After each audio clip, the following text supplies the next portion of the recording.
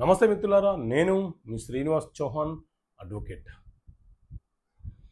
సొంత పిల్లలు వర్సెస్ దత్తత పిల్లలు, వారి హక్కులు ఏంటి? సో మిత్రులారా, సొంత పిల్లలు అనంటే ఒక తల్లి తండ్రికి రక్తం పంచుకొని పుట్టిన పిల్లలను సొంత పిల్లలు అని పిలుస్తుంటాము.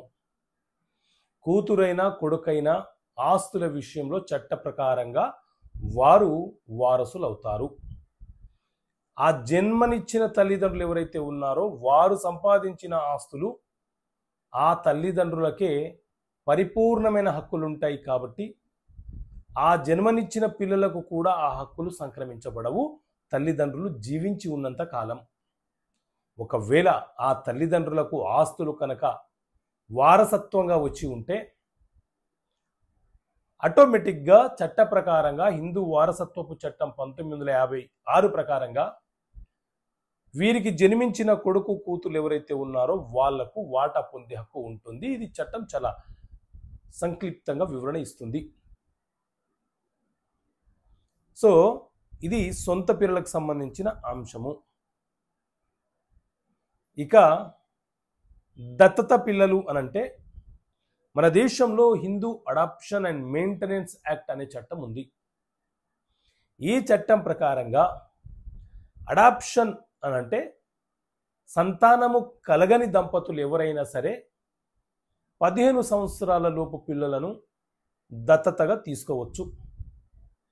ఈ దత్తతగా తీసుకున్న పిల్లలకు ఎవరైతే తీసుకున్నారో ఆ తల్లిదండ్రుల వారసత్వపు ఆస్తిలో వాటా కోరే హక్కు ఈ పిల్లలకు వచ్చేస్తుంది.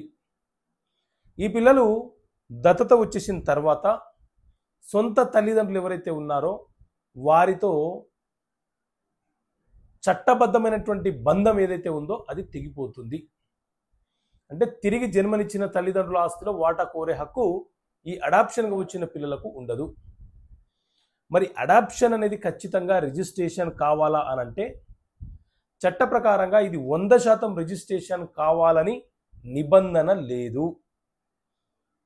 15 సంవత్సరాల లోపు ఉండి ఒక హోమం అనే ఒక కార్యక్రమం హిందూ సాంప్రదాయం ప్రకారంగా నిర్వహించుకొని ఆ పిల్లలను అడాప్షన్ తీసుకుంటే వారికి హక్కులు వచ్చేస్తాయి. ఈ అడాప్షన్గా వచ్చిన పిల్లల వయసు మాత్రం ఖచ్చితంగా 15 సంవత్సరాల లోపే ఉండాలి. ఈ అడాప్షన్ పిల్లల మీద అడాప్షన్గా తెచ్చిన తల్లిదండ్రులు ఎవరైతే ఉన్నారో వాళ్ళు వృద్ధులయ్యాక మెయింటెనెన్స్ కోరుతూ వారి మీద కేసు కూడా ఫైల్ చేయవచ్చు. సో ఇది సొంత పిల్లలు అడాప్షన్ పిల్లలకు సంబంధించి సమాచారం.